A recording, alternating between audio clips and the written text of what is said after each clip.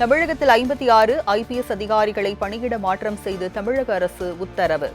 சேலம் மாவட்ட காவல் கண்காணிப்பாளராக குத்தாலிங்கம், திருவண்ணாமலை எஸ்பியாக AC கார்த்திகேயன் உள்ளிட்டோர் நியமனம்.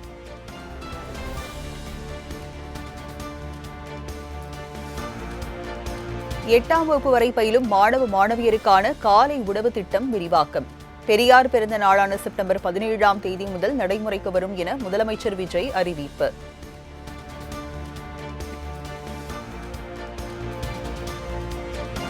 தாவேக சட்டமன்ற உறுப்பினர்களுக்கான புத்தாக்க பயிற்சியை நாளை தொடங்கி வைக்கிறார் முதலமைச்சர் ஜோசப் விஜய். தமிழக அரசின் முதல் கூட்டத்தொடர் வரும் 18ஆம் தேதி தொடங்கும் நிலையில் புதிய MLA-க்களுக்கு சிறப்பு பயிற்சி அளிக்க ஏற்பாடு.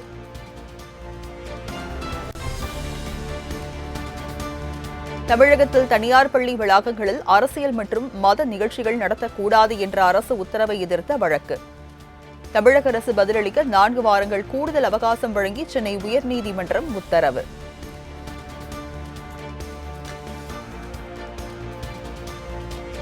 தாவேக அதிமுக MLA-க்கள் 3 பேரின் வெற்றியை எதிர்த்து வழக்கு.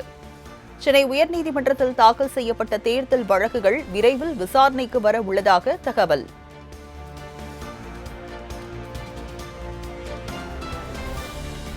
திருப்பத்தூர் தொகுதி தாவேக வேட்பாளர் சீனிவாச சேதுபதி 1 வாக்கு வித்தியாசத்தில் வெற்றி பெற்ற விவகாரம்.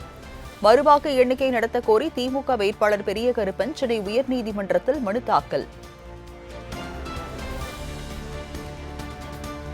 தமிழகத்தில் மூடப்பட்ட 717 டாஸ்மாக் கடைகள் குறித்த விவரங்களை வெளியிட்டது தமிழக அரசு.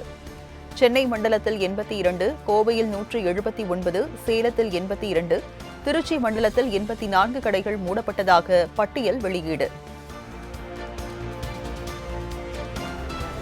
மதுபான விடுதிகளில் அரசியல் கட்சியினர் மற்றும் கவுன்சிலர்கள் ஆய்வு செய்ய சட்டத்தில் இடம் இருக்கிறதா?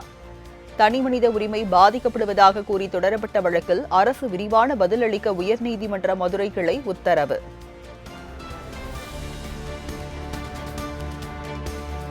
டாஸ்மாகில் பாட்டிலுக்கு 10 ரூபாய் கூடுதலாக வாங்கிய விவகாரத்தில் கடந்த 20 நாட்களில் 200 பணியாளர்கள் சஸ்பெண்ட். புகார்களின் அடிப்படையில் நடவடிக்கை எடுத்துள்ளதாக டாஸ்மாக் நிர்வாகம் அறிவிப்பு.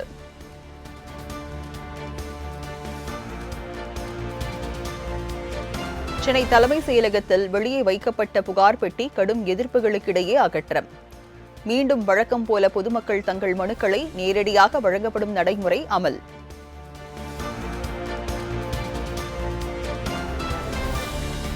தேர்தல் தோல்வி குறித்த கள ஆய்வு அறிக்கையுடன் திமுக தலைவர் ஸ்டாலின் இல்லத்திற்கு 5வது நாளாக படையெடுக்கும் நிர்வாகிகள்.